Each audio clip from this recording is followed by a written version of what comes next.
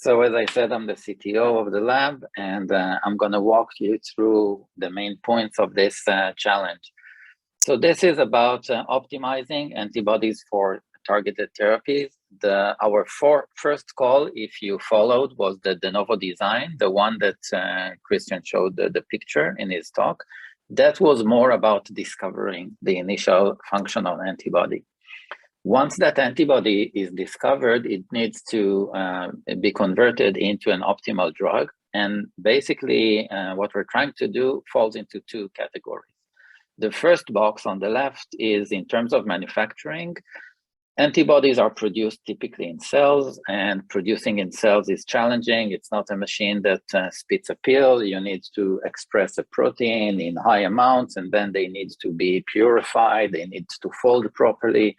And that can often go very badly. They can become sticky, they aggregate, they're not produced in sufficient quantity, and sometimes it's very, very difficult to scale to produce enough antibodies for drugs. It was actually when I used to work at Merck, we had a lot of problems supplying initially enough antibodies for a clinical trial. So it was a factor that was holding back the recruitment of patients. It can be a big problem until you resolve all these issues. Second, once you have the antibody, when you inject it into the human, into the body, this is the study of pharmacokinetics. What does the body to do this drug or this antibody? We're looking at many parameters. How is it absorbed into specific tissues, how it is metabolized, and maybe in antibodies also whether they elicit an immune response, the way the antibody gets distributed in the body, the way it gets eliminated, how it accumulates over time. All those are parameters of pharmacokinetics. I did link a very interesting review that there are many reviews on this topic. You can Google and find many, but these are, of course, issues that are very difficult to model, but there is extensive data, and the way both optimization for manufacturing is done and modeling and simulation for pharmacokinetics and the testing currently is very laborious. It's a lot of trial and error, modifying specific amino acids and sequences in the antibodies. And this call is really about building a system that can learn and predict better antibodies. So what are we looking for? Our goal is to basically come up with a system that improves antibody performance. So the input will be an antibody that has functional activity. So you would actually get the initial sequence. And then the goal is to take many properties and to learn about those properties and modify actually the constant areas of the antibody, those that are highlighted in yellow.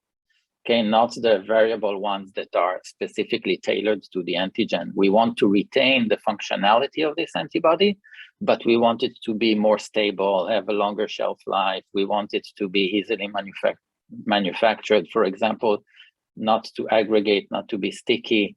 We want it to have a low immunogenicity. We want it to be distributed in the right tissues and so on.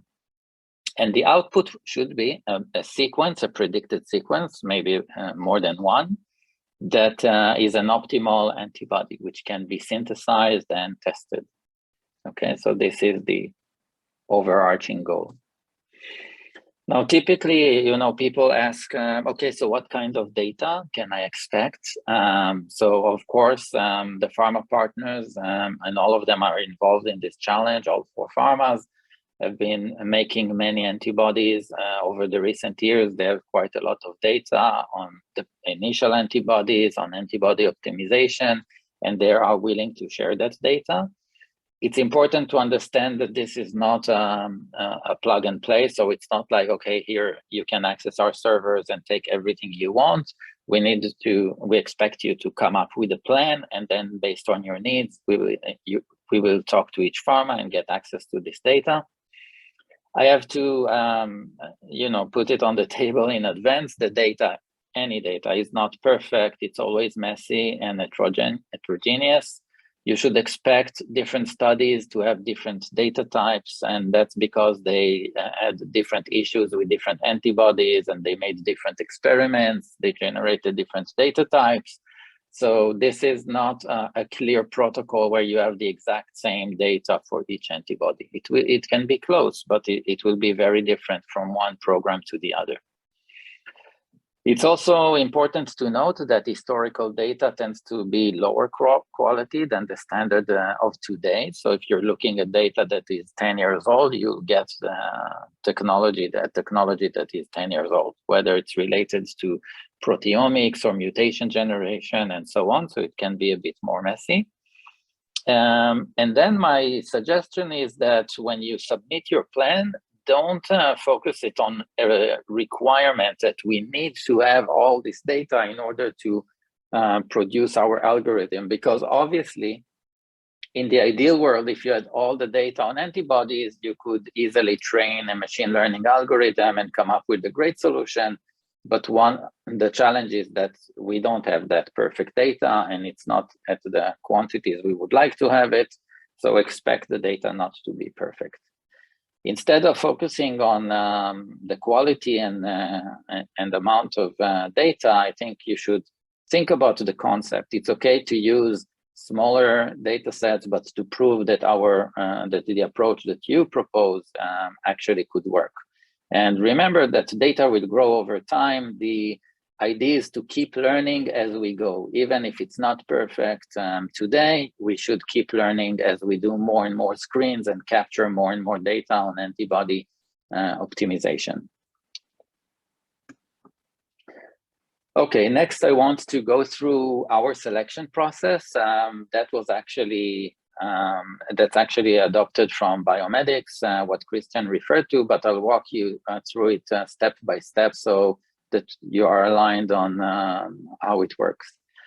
So if you're here on the call, I guess you find this topic interesting and you would like to apply. So the first thing you have to do is to choose whether you apply as a group leader or as what we call a co-founder, scientist co-founder postdoc.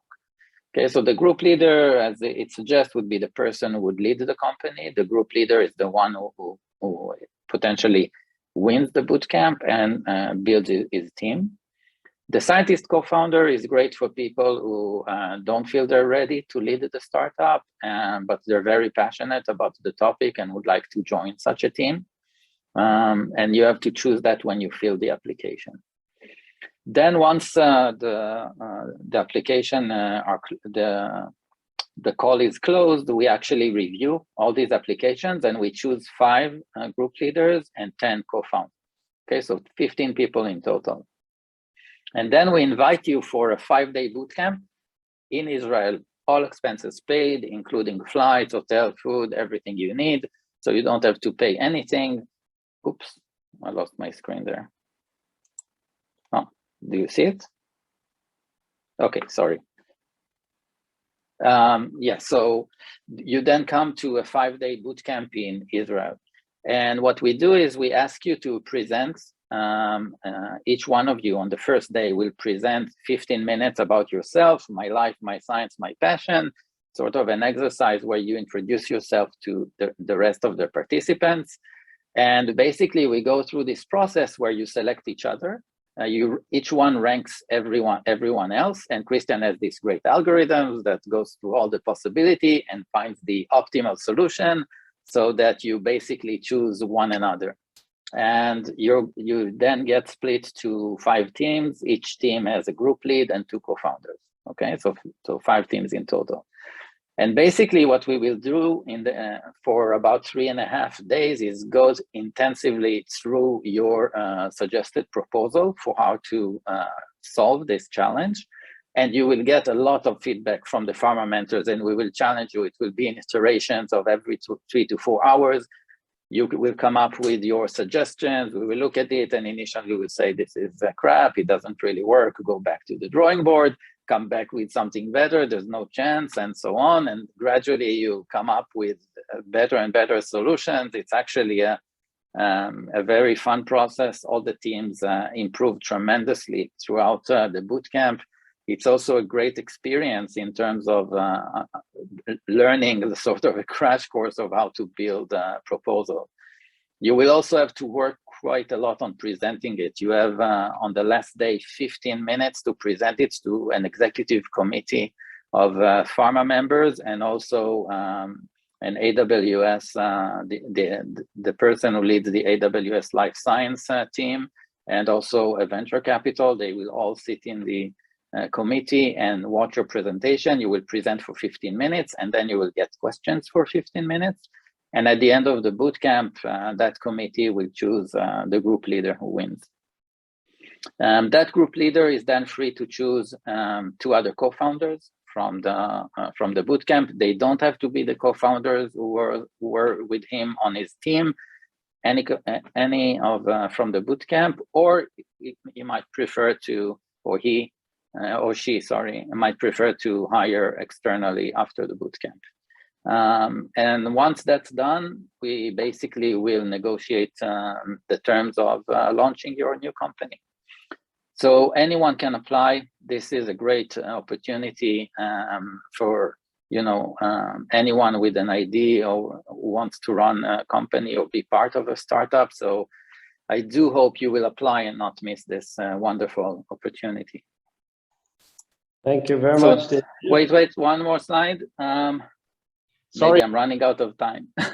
I just want to go through quickly what you're getting if you win the bootcamp. So our starting package, when you launch your company, is $2 million spread over a period of 4 years. You get your space in our offices for free. You get lab space. We don't take the $2 million, our net amount. We don't take any overhead. You have access to your pharma partners. So in this case, you have access to people who make antibodies every day. They optimize them, they work on it. They will mentor you, they will provide access to the data, they will be engaged. I'm hoping that we can convince them to also test the antibodies as we go. You have access to AWS. Ian talked a lot about it. The team is fantastic. I've been working with them for a few months. I'm super impressed with what they have. I actually can't believe I didn't know so many things about AWS before I started here. You have access to our VC partner who will help you with building a business model, who will make sure it becomes a real company and not just a research project, and will, of course, help you with funding beyond the money we give you. You have access to Christian and his biomedics team, who's been doing amazing innovation projects since 2013, and you will be part of the Israeli ecosystem with everything that we have here in terms of human capital, centralized healthcare. We know many people, we will connect you to many people, and you'll have the support of the government as well.